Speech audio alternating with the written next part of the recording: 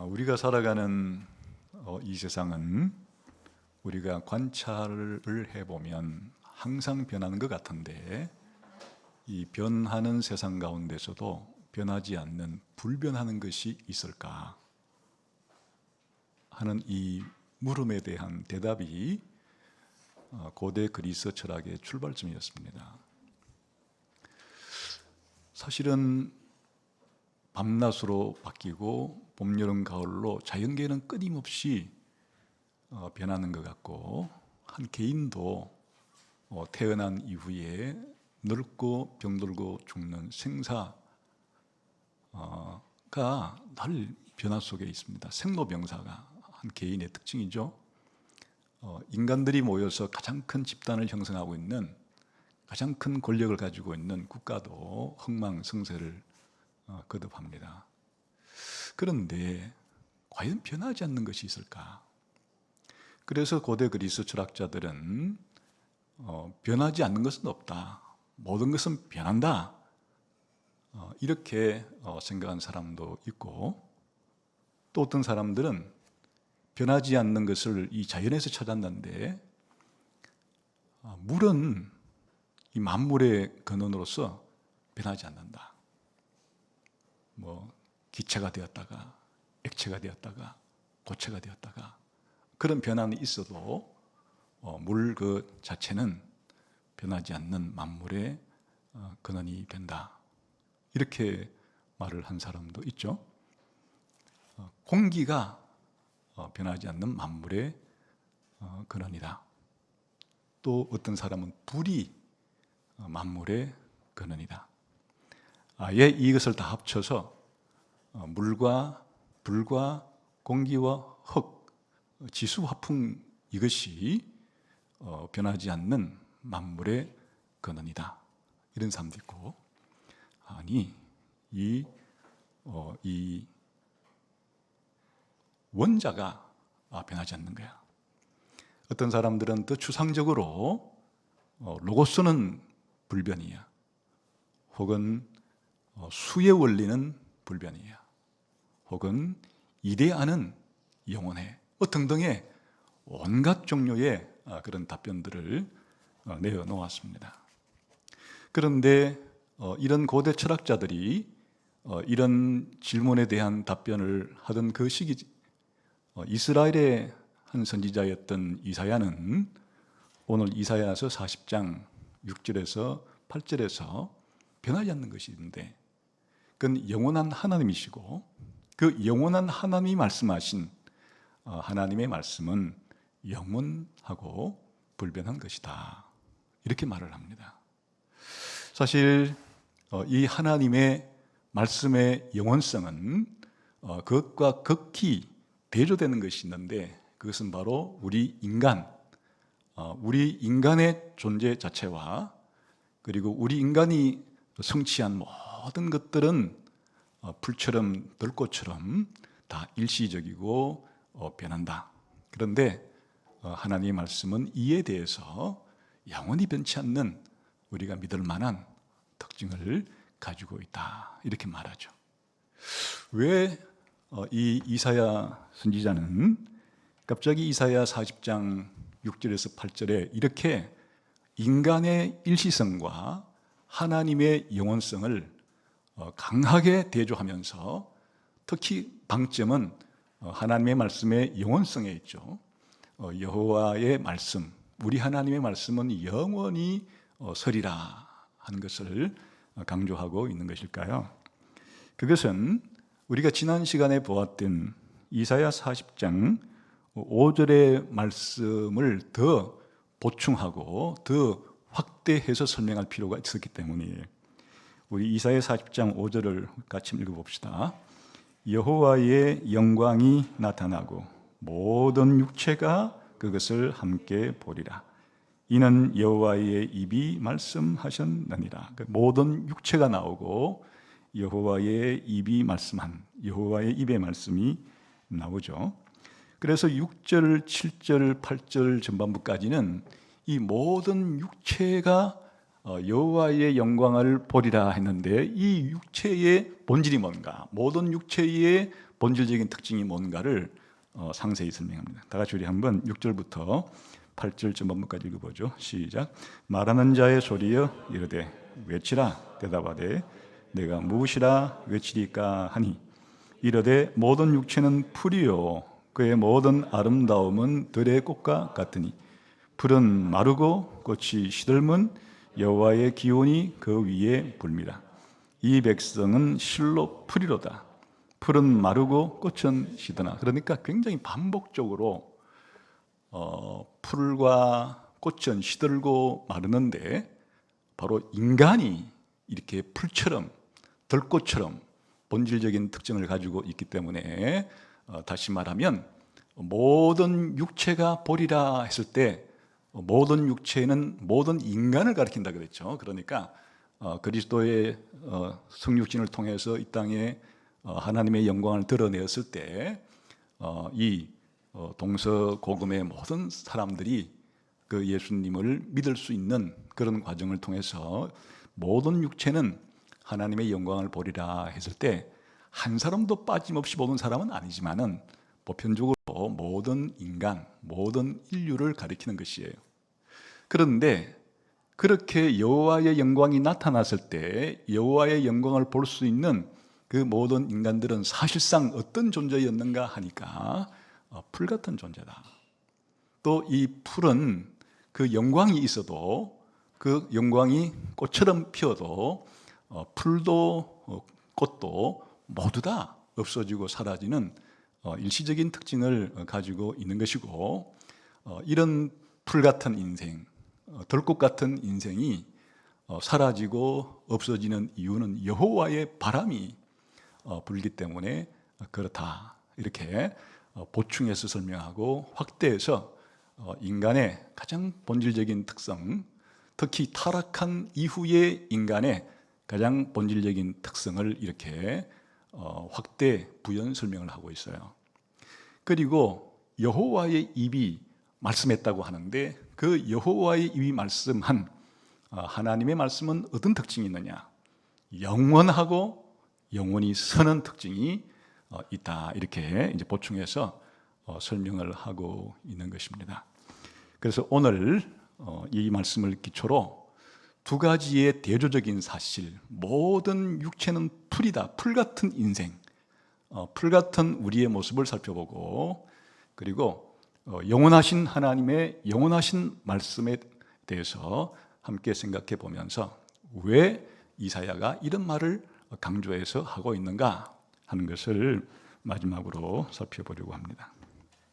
우선 우리 인간을 풀이다 이렇게 말했을 때 여기에서의 강조점은 우리 인생은 아주 짧다는 것이에요. 죽음을 통해서 우리가 죽기 전까지의 우리 인생은 너무나 짧은 것이에요. 죽음이 우리 인생에게 덮쳤을 때 태어나서 죽었을 때까지의 그 우리 한 인간의 인생이라는 것은 너무나 짧은 것이에요. 그래서 이 너무나 짧고 또 죽음 앞에 무력하지요. 이렇게 연약한 이러한 인간의 특징을 말하려고 하면 인간을 어떤 이미지로 그리는 것이 이렇게 인생은 죽음을 통해서 이 세상의 삶이 짧고 또 죽음이 왔을 때 저항할 수 없고 죽음에 굴복할 수밖에 없는 그런 연약함과 무력함을 가장 잘 표현할 수 있는가? 그래서 이제 성경에서는 이런 인간의 일시성과 연약함을 풀에 비유할 때가 많아요. 그래서 모든 인간은 풀이다 이렇게 말하죠. 이것은 성경에서 지금 여기에 이사야 40장 6절 7절에서만 말하는 게 아니고 많은 성경의 여러 부분에서 이런 동일한 표현이 나와요. 대표적으로 한 구절만 소개를 해드린다면 시편 103편 15절 16절을 보게 되면 인생은 그 날이 풀과 같으며 들의 꽃과 같이 피어나는데 바람이 지나가면 없어지나니 그 있던 자리도 다시 알지 못한다. 인간은, 인생은 살아가는 그 날이 얼마나 짧은지 풀과 같고 들꽃과 같이 피어나지만은 바람이 한 불게 되면은 완전히 풀도 꽃도 시들어서 그곳에 원래 그런 풀이 있었는지 그런 꽃이 있었는지도 알지 못할 정도다. 이렇게 묘사를 함으로써 거의 이사야가 지금 말하는 것과 같은 동일한 이야기를 하고 있는 것을 볼 수가 있죠. 그리고 여기에 모든 육체의 아름다움, 모든 인간의 아름다움은 들꽃과 같다 이랬는데 아무리 그 들꽃이라도 굉장히 꽃은 아름다워요.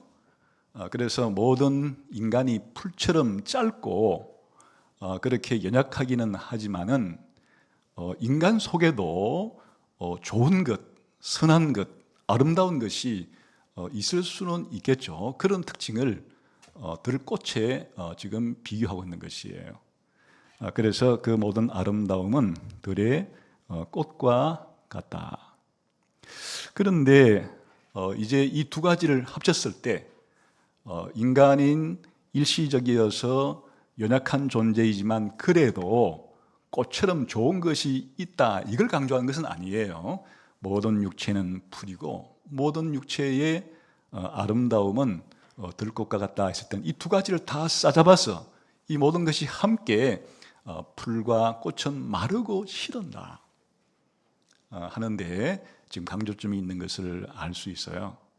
그래서 이렇게 모든 인간, 여기에는 저도 여러분도 고대의 이스라엘 사람도 또 이스라엘 사람을 포로로 잡고 간 바벨론 사람도 예외 없이 아담이 타락한 이후에 모든 인간들은 한결같이 이런 인생의 짧음, 그리고 문명을 구가하고 강대국을 이뤘다 할지라도 그 모든 강대국의 영광 또한 풀처럼 쉽게 사라지고 없어지는 그런 특징을 가지고 있다, 이런 것을 지금 강조하고 있는 것이에요. 그런데 여기에 풀이 마르고 꽃이 시들고 하는 이것은 그냥 자연스럽게 시간이 지나면 마르고 지는 것이 아니고 여기에 바람이 부는 것이에요. 여기에 여호와의 기운이 그 풀과 꽃에 불어서 풀과 꽃이 시들고 말랐다, 이렇게 말하죠. 여기에 여호와의 기운이라는 것은, 이 기운이라는 단어는 바람으로 번역하기도 하고 문맥에 따라서는 호흡으로 번역하기도 하고 또 영으로 번역하기도 하는데 여기에 풀과 꽃에 부는 것이니까 여호와의 바람이 거기에 불어서 그렇게 되었다, 이렇게 하는 것을 알 수가 있어요. 그러니까 일종의 이 여호와의 바람은 모든 인간에 대해서 심판의 기능을 하는 거죠. 그렇게 해서 사람이 그냥 죽는 것이 아니라 죄에 대한 하나님의 심판으로 모든 인간은 죽게 마련이고 모든 인생의 그 영광과 아름다운 것도 여호와 하나님께서 심판할 때는 무용지물이고 다 연약하고 헛되게 전부 다 사라지고 없어진다는 것을 이제 강조하는 것이에요. 그런데 여기에 이거는 이제 단순히 우리 인간과 영광을 일반적인 의미의 풀과 꽃에 비유했다기보다는 이건 이스라엘 사람들에게는 아주 해마다 자신들이 경험적으로 이 사실을 늘 알게 되는 경험적인 사실들을 가지고 이런 진리를 표현하는 것이에요. 이건 이제 무슨 뜻인가 하면 이스라엘에서는 1년에 한 차례씩 이렇게 풀과 꽃이 갑작스럽게 이제 죽어가는 그런 시기가 있어요. 그게 이제 아주 바람이 불 때인데 그 바람은 아주 뜨겁고 아주 습도가 그 낮은 그러한 바람이 불 때 이런 일이 벌어지는 거예요. 그러니까 이스라엘의 이 지형과 기후는 우리나라와는 달라요. 아주 독특한 지형과 기후를 가지고 있는데 이스라엘이라는 나라는 사실은 서쪽과 북쪽에 큰 자연적인 엄청난 장벽이 있어요. 이스라엘 나라의 서쪽에는 바다가 있는데 그 지중해예요. 동쪽 지중해가 이스라엘의 서쪽 끝이에요. 그럼 이스라엘의 오른쪽 동쪽 끝에는 거대한 사막이 있는데 그 아라비아 사막이 있는 것이에요. 그러니까 이 이스라엘이라고 하는 나라가 처해 있는 지형적 그 위치는 동쪽의 오른쪽에는 거대한 사막이, 서쪽에는 거대한 바다가 그 사막과 바다 사이에 놓여 있어요. 그런데 이 사막과 바다에서 바람이 부는데 서쪽에서 불어오는 서풍은 바다에서 불어오는 바람이고 동쪽에서 불어오는 바람은 동풍인데 이게 사막에서 불어오는 바람이니까 동쪽에서 불어오는 바람은 온도가 아주 높고 습도가 아주 낮은 그러한 뜨겁고 그리고 아주 메마른 그런 이제 바람이 불기 때문에 이런 풀과 꽃이 모두 다 일시적으로 다 죽게 되는 그런 일이 발생하고 서쪽에서 불어오는 이 바람은 이스라엘에게는 아주 생명의 바람이에요. 풀을 자라게 하고 꽃을 피게 하고 곡식을 자라서 추수하게 하는 그런 생명의 바람의 역할을 하는 거예요. 이 서풍과 동풍이 많은 차이를 가져오고 있는데 여기에 여호와의 바람이 풀과 꽃에 불어서 그렇게 이 풀과 꽃이 죽는 이 바람은 사막에서 불어오는 동풍의 경우를 가리키는 것이에요. 그래서 이제 이게 이스라엘에는 특별히 이런 지형을 가지고 있으면서 지중해성 기후를 가지고 있기 때문에 1년에 아주 우기와 건기가 절반씩 뚜렷이 나누어져요. 그 10월 중순부터 4월 중순까지는 우기라 그래서 이때만 비가 내려요. 그리고 4월 중순부터 10월 중순까지는 비가 거의 오질 않아요. 건기예요. 그러니까 이제 이 우기 때는 그럼 어디서 비가 오는가 하니까 아까 봤죠? 이 서쪽 지중해 쪽에서 서풍이 불어오게 되면 그 비바람을 몰고 와서 이제 이른 비가 내릴 때는 아주 메말랐던 땅을 촉촉이 적셔서 드디어 이제 씨를 뿌리게 되는 거예요. 곡식은 씨를 뿌리게 되고 그런 야생 목초들도 이제 그때 씨가 다시금 뿌려지면서 이 다시 이제 살아나게 되는 시작점이 되는 거예요. 그리고 겨울비가 많이 내릴 때 이런 풀들이 무성하게 자라고 곡식도 막 자라는 것이에요. 그리고 이제 늦은 비가 내릴 때는 곡식 같은 경우는 마지막 곡식의 여물을 잘 여물게 해서 추수를 할 수 있게끔 준비해 주는, 그리고 이런 목초와 덜풀들도 이제 마지막 아주 만개하는 그런 시점이 바로 이제 이 우기철에 일어나는 일인데 우기가 끝이 나고 건기로 접어들 때쯤 되게 되면 이 서풍이 늘 오후에 불긴 부는데 그때는 이제 비는 몰고 오지 않으니까 그냥 시원한 바람이 부는 거예요. 그래서 이스라엘은 건기 때는 이 바다에서 불어오는 서풍은 일종의 에어컨 역할을 해주면서 사람들을 쾌적하게 시원하게 살게 해주는 그런 역할을 하는데 이때 이 우기에서 건기로 전환되는 이런 4월 중순부터 한 5월까지의 이 기간 동안에 동쪽에서 불어오는 아주 뜨거운 그리고 습도가 없는 그런 바람이 이제 불어닥치게 되는데 그 불어닥치게 되면은 이와 같은 모든 풀과 꽃들이 죽는 일이 발생을 해요. 이제 어느 정도인가 하니까 우리 사람이 살아가는데 적합한 온도와 습도가 있어요. 대개 한 20도에서 25도 정도에 있어야 우리가 살아가고 활동하는데 쾌적한 환경이 되고 습도도 한 40%에서 한 60% 정도, 대충 기억하기 좋도록 하면 한 한 중간쯤 되는 50% 정도 안팎으로 있어야 우리가 살아가는데 아주 적합하고 활동하기가 좋아요. 그건 모든 식물과 동물도 거의 마찬가지죠. 그래서 우리들은 온도가 너무 높으면 살아갈 수가 없으니까 냉방기를 달아가지고 온도를 내려야 되는 거예요. 또 온도가 너무나 낮으면 살 수가 없으니까 온도가 낮을 때는 난방기를 틀어서 온도를 높여야 되는 거예요. 또 습도가 너무 없으면 우리가 살 수가 없어요. 그러니까 가습기를 틀어서 습기를 더 불어 넣어야 되고, 또 습도가 너무 많아도 살 수가 없어요. 근데 제습기를 통해서 습기를 제거해야 살 수가 있는 거예요. 우리 인간도 그러하듯이 이제 이스라엘 땅에 자라는 그런 풀과 들풀들도 마찬가지의 적정 온도와 적정 습도가 있어야만 잘 자라고 꽃을 피우고 그렇게 하지. 이제 막 그 시베리아처럼 마이너스 20도, 30도로 내려가지 지역이 아니니까, 그러면 이 풀과 꽃을 없어지게 하는 것은 바로 이 뜨겁고 아주 습도가 낮은 바람이에요. 그래서 이제 평상시에 이스라엘에서 아침에 딱 일어나게 되면 한 25도 정도의 온도, 그리고 한 55% 정도의 그런 습도를 가지다가 이 뜨거운 동풍 사막바람이 불게 되면 거의 정오쯤 뜨거울 때 이 온도가 45도로 치솟아요. 거의 40도에서 50도 가까이.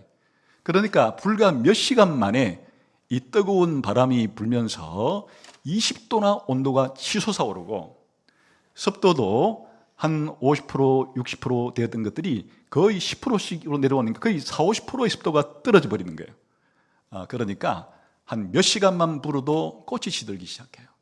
한 하루 정도만 이 뜨거운 동풍이 불게 되면은 이제 모든 잎사귀들도 떨어지게 되고 모든 이런 풀들이 마르기 시작해요. 이게 이틀, 3일 불게 되면 거의 수분이 없어져서 말라서 비틀어지고, 그리고 가루가 되어서 나중에는 바람에 날려가 버리고 되면 완전히 폐허가 되어버리는 그런 일이 벌어지는 거예요. 그러니까 이스라엘의 선은 이걸 해마다 경험을 하는 거죠. 이제 한 3, 4월 정도가 되게 되면 최고로 마지막 남은 그런 습기를 가지고 또 적정 온도를 가지고 이 들판에 목초는 무성하고, 그리고 온갖 종류의 붉은 꽃, 보라색 꽃, 흰 꽃 등등 야생처가 아름답게 온 이스라엘을 뒤덮고 있다가 갑자기 이 사막바람, 뜨거운 동풍이 불게 되면 완전히 초토화가 되어버리는 거예요. 모든 풀들은 마르고 꽃들도 시들어서 그냥 황폐한 그런 황무지로 변하는 것이 이스라엘이 매번 경험하는 그런 일들이에요. 이것을 가지고 그 풀과 꽃을 누구한테 비유했다고요?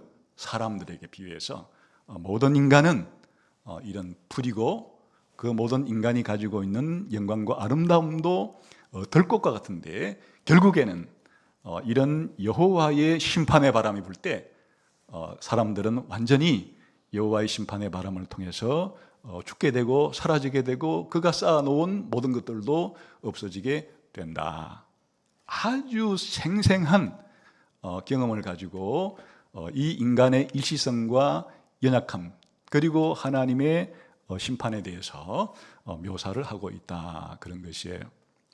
그러니까 사실은 우리 인생을 생각할 때 또 내가 가지고 있는 건강이랄까, 또 내가 가지고 있는 지식, 혹은 내가 가지고 있는 명예, 혹은 내가 쌓아놓은 부, 이런 것들이 우리는 천년 만년 영원했으면 좋겠죠.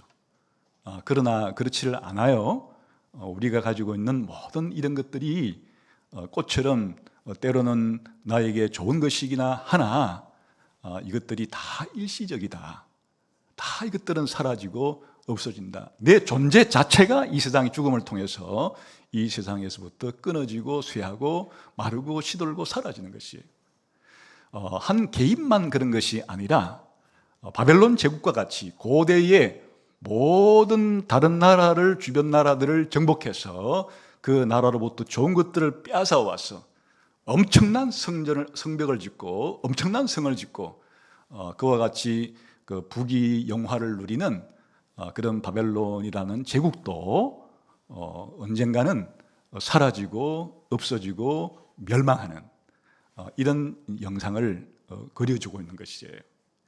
그러니까 여기에서는 이스라엘 백성도 예외는 아니에요. 이 백성은 불이다. 그래서 사실은 이스라엘 사람들이 시내산에서 여호와 하나님과 언약을 맺었을 때 이스라엘 사람들은 여호와 하나님께 하나님을 잘 사랑하고 하나님 말씀을 잘 순종하겠습니다. 이렇게 약속을 하고 헌신과 충성을 다짐했지만 하나님 말씀을 어기게 되고 그리하여 지금 바벨론 포로로 끌려온 상태예요. 그러나 하나님께서 이제 이 이스라엘 사람을 바벨론에서 구원하려고 할 때 이 바벨론 사람들이 가지고 있는 대단한 군사력과 그와 같은 인간으로서 막강한 권력을 가지고 있다 할지라도 그 역시도 풀과 같고 들꽃과 같아서 하나님께서 바벨론을 심판하려고 할 때 이 바벨론은 속수무책 아무런 하나님의 심판에 항거하거나 저항할 수 없이 속절없이 무너져 내려서 역사의 한 페이지에서는 언제 바벨론 제국이 세워졌다가 언제 바벨론 제국이 망했는지 그렇게 우리가 꽃처럼 풀처럼 쇠하여 사라진 그런 제국의 이름만이 남아 있을 뿐이게 된다. 이것이 모든 인간이 타락한 이후에 가지게 되는 가장 중요한 특징이고 또 인간이 쌓아 올린 그런 문명과 모든 업적의 특징이기도 하다. 이렇게 하고 난 다음에 그렇지만은 여기까지만 듣게 되면은 좌절되고 낙심되고 절망할 수밖에 없죠. 그런데 여기에 강한 대조를 통해서 그러나 영원한 것이 있고 불변한 것이 있고 반드시 성취되는 것이 있는데 그것은 바로 여호와의 말씀, 우리 하나님의 말씀은 영원하고 그리고 섰다 하는 얘기는 반드시 이루어진다 그런 뜻이에요. 그래서 여기에 강한 대조가 있죠. 시간의 대조가 있죠. 이 풀과 꽃은 일시적인 게 특징이라고 했죠. 나무와 비교해 보세요. 같은 식물이지만 초본 식물인 이런 풀은 대개는 그냥 1년 정도밖에는 살지 못하죠. 뭐 2년짜리도 어쩌다가 단연생짜리도 풀이 있긴 하지만 기본적으로 풀은 1년밖에는 살지 못하는 그에 비해서 목범식물이 해당되는 나무는 수년, 수십 년, 수백 년 또는 수천 년까지 살아가는 그런 것이 있는 것인데 우리 인간은 나무처럼 1000년, 2000년 살아가는 그런 존재가 아니라 풀 같고 들꽃 같은 그런 일시적이고도 연약한 것인데 비해서 하나님은 영원하고 불변한 게 특징이죠. 그게 하나님이에요. 하나님은 이 모든 창조물을 창조하시기 이전에 가지고 있는 시간 이전에 그 영원하신 분이기 때문에 그 영원하신 하나님이 말씀을 했다면 그 하나님의 약속이건 하나님의 명령이건 그 하나님의 말씀은 영원할 수밖에 없는 것이고 그 하나님이 말씀한 것은 특히 약속한 것은 반드시 이루어질 수밖에 없다고 하는 것이 바로 우리 하나님의 말씀은 영원히 있다 하는 그런 말이에요. 여기에서 이제 섰다 하는 말 자체가 말씀이 섰다 하는 것은 이제 문자적으로 직역하게 되면 좀 그게 말이 잘 통하지를 않죠. 그래서 이제 법정에서 정인들이 정언을 할 때 그 정인들의 정언이 섰다 이렇게 번역하지 않아요. 정인들의 정언이 확실하다, 유효하다 이렇게 표현하는 거죠. 그리고 건축을 할 때도 건물이 섰다라고 할 때도 그것은 아주 튼튼하게 안전하게 이렇게 지어졌다는 것을 말하는데 특별히 이게 이제 말과 연결될 때 이 섰다 하는 말은 그 말한 대로 이루어졌다, 말한 대로 성취되었다 그런 말이에요. 그러니까 여호와의 말씀, 우리 하나님의 말씀은 영원하고 영원히 섰다 하는 얘기는 풀어 설명하면 우리 하나님의 말씀은 바로 영원할 뿐 아니라 우리 하나님의 말씀은 하나님이 약속한 것이 반드시 이루어지고 반드시 성취된다, 이렇게 강조하는 것이에요. 왜 이런 강조를 할 필요가 있을까? 왜 이사야는 이 40장을 시작하면서 이 부분에 와서 이렇게 여호와의 말씀, 우리 하나님의 말씀이 영원하고도 반드시 약속한 것은 이루어진다는 것을 강조하게 되었을까요? 그건 앞에 있는 문맥 때문에 그렇죠. 이사야 40장 1절부터 2절까지 무슨 약속을 했어요? 하나님께서 내 백성을 위로하라 그러잖아요. 뭘 가지고 위로하라 그래요? 이제 너희의 복역 기간이 끝났다. 너희의 포로 생활이 끝났다. 포로 생활이 끝났으니까 이제 고국으로 돌아갈 새로운 출애굽의 희망이 생겼다, 그런 뜻이고, 왜 그런 일이 생겼는가? 그들이 죄 때문에 끌려와서 죄 때문에 포로 생활을 하고 있는데 그들의 죄는 이제 용서가 되었다. 그들의 죄값은 모두 다 확실하게 치루어졌기 때문이다 하는 하나님의 약속의 말씀을 들려주라 그런 거예요. 그러니까 얼마나 좋은 소식이고 좋은 복음이에요. 이제 죄 때문에 하나님의 심판의 일종으로 강대국이었던 바벨론에 오랜 동안에 포로 생활을 하고 있었는데 하나님이 들려주라고 하는 말씀이 이제 너희가 죄로 인해서 끌려온 이 포로 생활은 이제 끝났고 내가 너희의 죄 문제를 다 해결해 주어서 너희가 치루어야 될 죄값이 다 지불되었고, 그러므로 너희의 죄가 용서되었기 때문에 이제 너희는 새 출발이다, 새로운 고향으로 돌아갈 수가 있다 라고 하는 하나님의 약속이 주어졌을 때 과연 그렇게 될 수가 있을까? 이스라엘의 많은 사람들은 그런 생각을 하게 되었을 것이에요.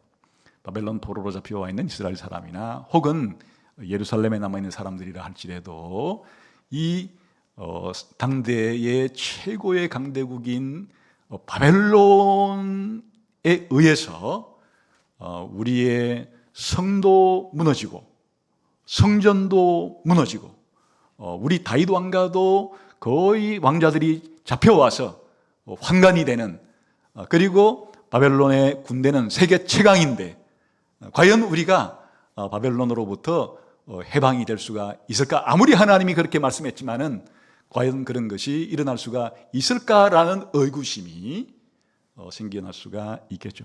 그래 하나님께서는 이사야 40장 3절부터 5절까지는 더 확실하게 말해요. 어떻게 해서 그런 일이 가능한가 하니까 여호와께서 직접 오실 것이다.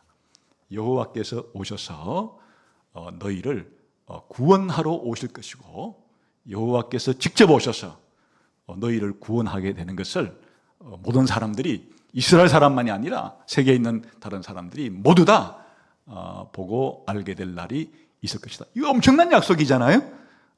그런데 과연 그럴 수가 있을까라는 이런 의심의 눈초리를 거두지 않고 의심의 상태에서 낙심한 가운데 있는 사람들에게 쐐기를 박아주는 거예요.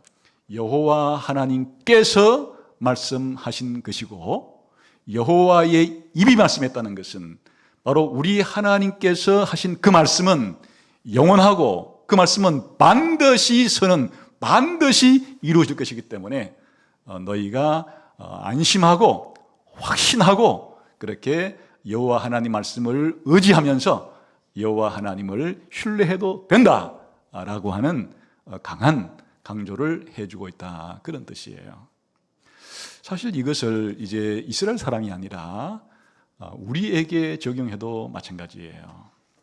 사실은 우리가 경험하는 것은 바벨론 포로 같은 다른 나라의 식민 생활이라기보다는 타락한 이후에 죄의 포로, 죽음의 포로가 되어 있는 것이 우리 인간의 타락한 이후의 실존이에요.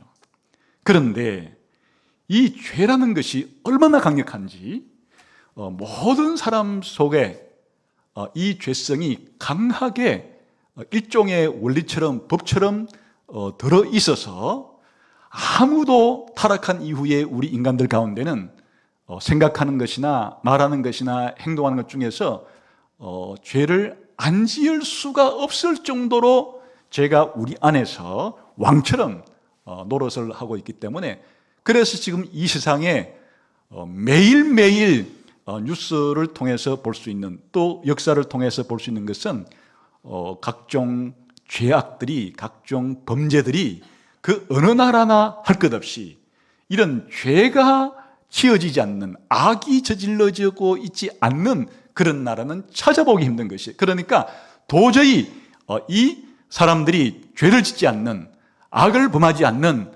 이런 세상, 이런 나라, 이런 사람들이 만들어질 수 있을까 하는 의구심이 들죠.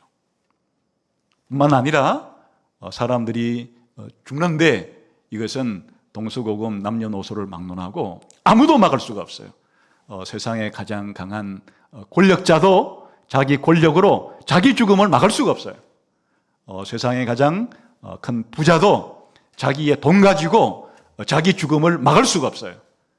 세상에 가장 똑똑한 학자도 자기의 엄청난 지식을 가지고 자기의 죽음을 막을 수가 없어요.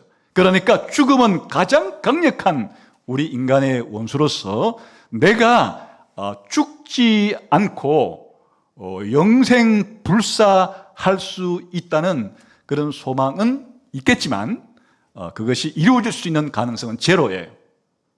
그런데 복음이 뭐예요? 하나님의 말씀이 우리에게 가르쳐주는 좋은 소식은 무엇인가니까, 우리가 이런 죄의 종노릇에서 벗어날 수가 있다. 아니, 더 중요한 것은 바로 이 죽음의 종노릇으로부터, 죽음으로부터 우리가 벗어나서 부활할 수가 있다.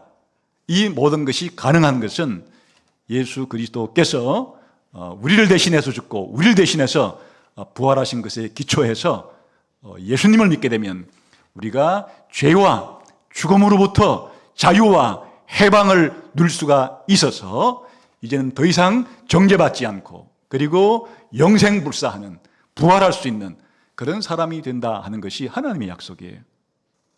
그런데 우리가 우리 인류의 역사의 경험이나 현실적인 경험이나 내 속에서 벌어지는 일들이거나 또 우리 주변에서 벌어지는 일들을 볼 때 그게 과연 정말 그렇게 될까 하는 의구심이 있죠.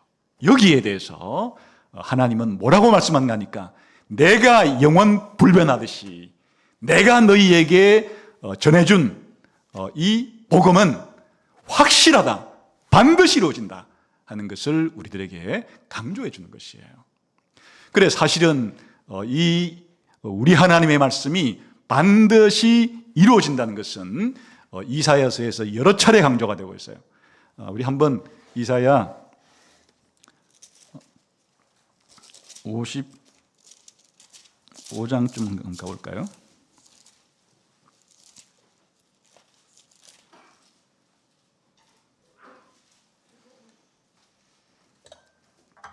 이사야 55장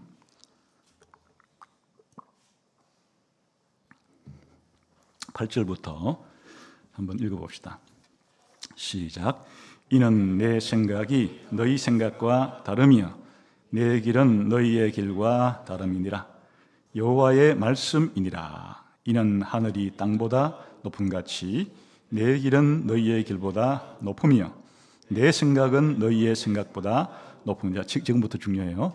시작. 이는 비와 눈이 하늘로부터 내려서 그리로 되돌아가지 아니하고 땅을 적셔서 소출이 나게 하며 싹이 나게 하여 파종하는 자에게는 종자를 주며 먹는 자에게는 양식을 줌과 같이 내 입에서 나가는 말도 이와 같이 헛되이 내게로 되돌아오지 아니하고 나의 기뻐하는 뜻을 이루며 내가 보낸 일에 형통함이니라. 이게 이제 왜 중요한가 하면요, 이사야 40장 1절부터 11절까지가 이사야 후반부 전체 서론이라 그랬죠. 그런데 이사야 40장부터 66장까지의 이 후반부도 또 다시 둘로 구분할 때는 어디서 끊어지는가 하니까 바로 55장까지가 후반부 중에서 이 전반부고 56장부터가 후반부 중에 후반부에 해당되는 거예요. 그러니까 이사야 40장에서부터 55장까지 뭐가 감싸고 있는가 하니까 앞에서도 여호와의 말씀은 영원히 서리라. 그러니까 여호와의 말씀이 영원히 선다는 말을 어떻게 이 단락이 끝나는 이 지점에서 설명해 주고 있는가 하니까 여호와의 말씀은 반드시 이루어지고 성취가 된다, 이렇게 끝내는 거예요. 뭐처럼 하늘에서 하나님이 비를 내리고 눈을 내리게 되면 그 비와 눈이 이 땅에 내리는 것으로 끝나는 게 아니고 그 비와 눈은 이 땅을 촉촉하게 적셔요. 그리고 이 초목에게 물기를, 수분을 제공해 줌으로써 싹이 나고 종자에서 싹이 터서 꽃이 피고 열매를 맺게끔 하고서 다시 수정기가 되어서 하늘로 올라오는 것이에요. 이렇게 하나님이 내리신 비와 눈은 이 땅에 이와 같은 풀과 나무들에게 꽃을 피우고 열매를 하고 난 다음에서야 하늘로 돌아오듯이 하나님께서 말씀하신 이 선지자들을 통해서 하신 말씀이 그와 같아서 반드시 하나님의 말씀은 이루어지고 성취가 되게 될 것이다. 이게 바로 여호와의 말씀, 우리 하나님의 말씀은 영원히 서리라고 하는 뜻이에요. 그러니까 여러분, 우리가 신자로서 이 땅을 살아갈 때 이사야서라고 하는 이 성경책에 있는 내용만 가지고 되기선 충분히 몇 차례씩이나 증거가 돼요. 우리가 이사야서를 1장부터 66장까지 차근히 읽어간다면 여기에는 무슨 내용이 있는가 하니까 이사야가 살던 시절에 이 시대는 아시리아라는 나라가 당시 고대 중동의 최강대국이어서 이 아시리아라는 나라가 남북으로 분열된 이스라엘의 북이스라엘 왕국을 멸망시켰어요. 그리고 그 아시리아는 남쪽 이사야가 살고 있던 남쪽 유다 나라도 공격해서 멸망시키려고 들어왔을 때 하나님은 이사야 선지자를 통해서 말라 빠진 부직갱이 같은 저 아시리아는 내가 심판을 해서 반드시 멸망시키기 때문에 염려하지 말라, 이렇게 하나님이 이사야를 통해서 말씀을 해줘요. 그대로 이루어져서 그 아시리아 제국은 바로 유다 왕국보다도 먼저 지도상에서 사라지고 말아요. 하나님의 말씀은 반드시 이루어진 것이에요. 그뿐 아니라 우리가 이사야서 40장부터 48장까지 읽어보게 되면은 거기에 하나님이 이제는 이 바벨론이라고 하는 이스라엘을 포로로 잡아온 이 세계 최강대국조차도 고레스 왕을 하나님이 일으켜서, 고레스는 페르시아의 초대왕이에요. 이 고레스를 일으켜서 고레스를 통해서 이 바벨론 제국을 멸망시키고 너희들을 다시 고국으로 돌아가게 해주겠다 하는 약속을 해요. 그대로 이것이 또 역사 가운데 이루어져서 고레스가 바벨론 제국을 무너뜨리고 칙령을 내려서 고국으로 돌아가게 하는 일이 벌어지게 됨으로써 역사상 이것이 또 이루어지는 것이에요. 그리고 우리가 지난주에 봤듯이 여호와의 길을 준비하라고 외치는 이 음성, 그리고 이 외치는 음성의 뒤를 타고서 여호와의 영광이 직접 이 땅에 오신 분은 바로 세례 요한의 등장과 세례 요한의 소개로 이 땅에서 공생애를 시작하신 예수 그리스도의 오심으로써 이 약속의 말씀이 성취가 되었다는 것을 살펴봤죠. 사실은 이제 더 뒤에 가보게 되면 이사야 53장쯤 오게 되면 더 놀라운 일이 벌어지는데, 한 여호와의 종이라는 인물이 고난받고 다시금 영화롭게 되는 이 과정이 예수님의 십자가상에서 마치 사진을 찍어 놓은 것처럼, 거의 판박이처럼 그렇게 이사야 53장에 그런 여호와의 말씀이 그대로 예수님의 죽음과 부활을 통해서 이루어지는 것을 보게 돼요. 그러나 물론 이사야서 가운데 아직 일어나지 않은 게 있죠. 그것은 바로 이 죽음이 정복되어서 부활하게 될 거라는 약속은 아직은 예수님에게만 일어났지 우리 모두에게 보편적으로 일어나지는 아직 않았어요. 그리고 이사야 끝에 새하늘과 새 땅이 있을 거라고 하는 이 예언도 아직은 완전히 성취되지 않았어요. 그러나 여호와의 말씀, 우리 하나님의 말씀은 영원히 선다는 것은 그것까지도 완전히 이루어지고 성취될 날이 있을 거라는 확신을 가지게 해요. 그래서 요한계시록에 보게 되면 정말 이사야가 예언했던 아직도 완전히 성취되지 않은 그 두 가지도 부활과 그리고 새하늘과 새 땅이 반드시 있을 것임을 이 사도 요한을 통해서 한 번 더 하나님은 말씀해 주시고, 이 하나님의 말씀에 가감을 하지 마라, 빼지도 말고 넣지도 말고, 왜? 이 하나님 말씀은 반드시 이루어질 것이기 때문에 그리해서는 안 된다 하는 것으로 요한계시록을 끝맺게 되는 것이에요. 그래서 오늘 이 말씀이 사실은 복음의 내용을 가리키고 있는 거예요. 이 복음이라는 것은 우리의 죄 용서와 그리스도를 통한 죽음의 극복을 말하는 것인데, 그 이전에, 복음을 말하기 위해서는 그 이전에 뭐가 필요한 거예요? 바로 하나님의 창조를 받은 우리 인간이 하나님께 죄를 지어 죽게 되었다, 이 죽음은 하나님의 심판이다 하는 것을 알려주고, 이런 죄와 하나님의 심판으로부터 우리가 죄 용서도 받고 죽음으로부터의 부활도 영생도 얻게 되는 것이다. 이 전체가 사실은 복음의 내용을 구성하는 거예요. 그러니까 이사야판 복음인 것이에요.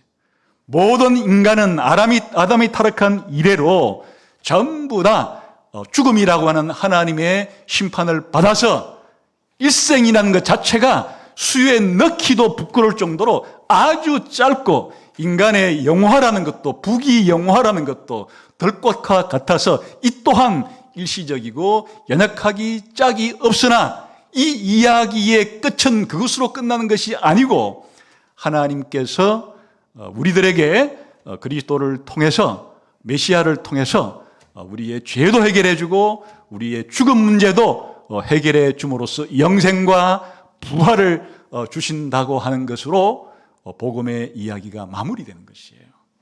그러니까 이것은 복음의 이야기죠. 그래서 사도 베드로가 바로 이사야서에 있는 이사야 40장 6, 7, 8절을 인용하면서 이것이 바로 복음이다 이렇게 말해요.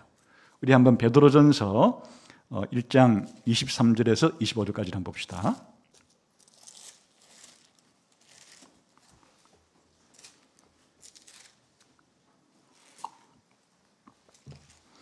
베드로전서 23절부터 25절 시작.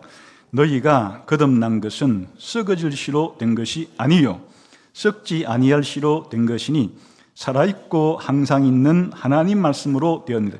여기 우리가 거듭남, 중생이라는 것은 한마디로 쉽게 말하면 구원이죠. 너희가 구원받은 것이 무엇으로 구원받았다고요?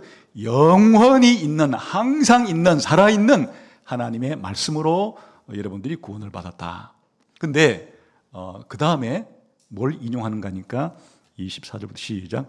그러므로 모든 육체는 풀과 같고 그 모든 영광은 풀의 꽃과 같으니 풀은 마르고 꽃은 떨어지되 오직 주의 말씀은 세세토록 있도다 하였으니 너희에게 전한 복음이 곧 이 말씀이니라. 결국에 베드로 전서에 표현된 하나님께서 예수 그리스도를 통해서 우리를 죄로부터 구속해 주시고 예수 그리스도를 통해서 우리를 거듭나게 해주시고 영생을 주시고 구원을 주시는 이 복음을 지금 베드로는 베드로 전서를 통해서 그 당시에 있었던 성도들에게 전하고 있는데, 사실 나의 이 너희에게 전한 복음이 사실 어디에 이미 다 기록이 되어 있었는가 하니까 바로 이사야 40장 5절, 아니 6절, 7절, 8절에 말한 그게 바로 내가 여러분에게 전한 복음과 같은 것이다. 이렇게 사도 베드로가 오늘 우리가 살펴보는 이사야 40장 6, 7, 8절의 이 말씀을 자기가 전한 복음이라고 말해요. 왜 그런 거예요? 이사야에 나오는 복음은 앞을 내다본 복음이죠. 하나님께서 이렇게 구원해 줄 거라고 하는 약속의 형태의 복음이고, 사도 베드로가 전한 복음은 똑같은 내용인데 이제는 하나님께서 자신의 약속을 예수 그리스도를 통해서 이루었다 하는 복음을 전하는 것이니까 딱 동일한 내용을 가르치고 있는 것이에요. 그래서 여러분, 기독교의 복음은 무엇인가?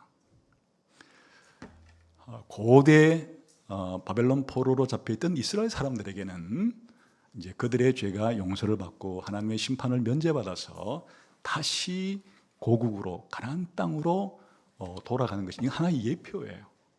그 바벨론의 포로라는 것은 더 궁극적으로는 우리가 죄에게 죽음에게 포로가 되어 있는 상태로부터 죄를 용서받고 죽음을 벗어나서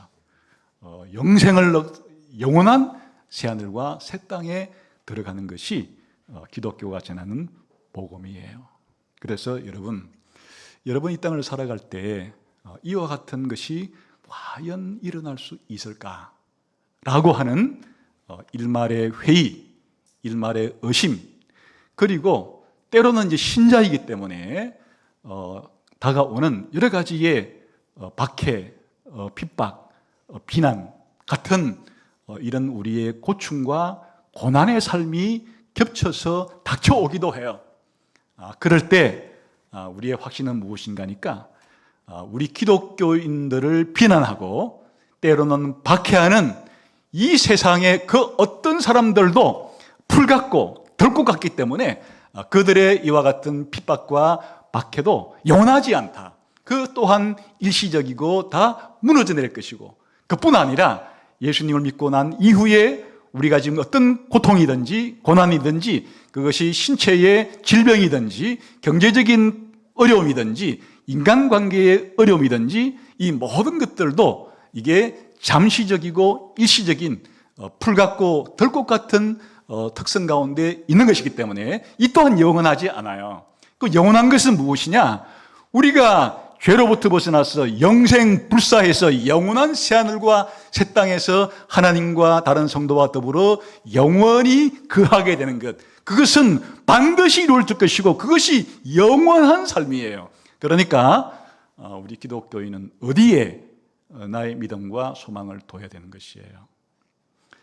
여러분 가운데 나는 젊으니까, 나는 건강하니까, 나는 이 정도 경제적인 부를 이뤘으면 내 죽을 때까지 먹고 살 거는 걱정 없으니까, 이런 것으로 여러분의 안전장치를 만들어서 그곳에 여러분이 마음을 쏟고 여러분이 그곳에 소망을 두고 그곳에 의지한다면 풀같고 들꽃 같은 것임을 잊지 않아야 돼요. 우리가 세상을 볼 때 악이 선을 이기는 것 같고 악한 자가 득세해서 선한 자들이 얼굴을 들고 다니기가 힘들 정도로 이 세상이 그렇게 범죄가 악이 승리하는 것 같은 것을 볼 때도 좌절하기가 쉽죠. 낙담하기가 쉬워요. 언제 이 세상이 좋은 세상이 될 수가 있을까라고 할 때도 걱정하지 말아요. 풀처럼 들꽃처럼 하나님께서 일시에 그 자리에 있었는지도 기억하지 못할 정도로 하나님은 그렇게 만드시는 하나님이시고, 궁극적으로 의의 나라를 만드신다고 하는 약속의 말씀이 우리에게 있기 때문에 우리 신자들은 하나님, 영원하신 하나님, 그 하나님의 영원한 말씀만이 내가 믿고 신뢰하고 소망을 가지고 살아갈 수 있는 유일한 나의 안전판이고 내가 확실하게 믿을 수 있는 대상이고, 그러함으로 내가 소망을 가질 수 있는 대상이라는 사실을 강조해 주는 것이에요.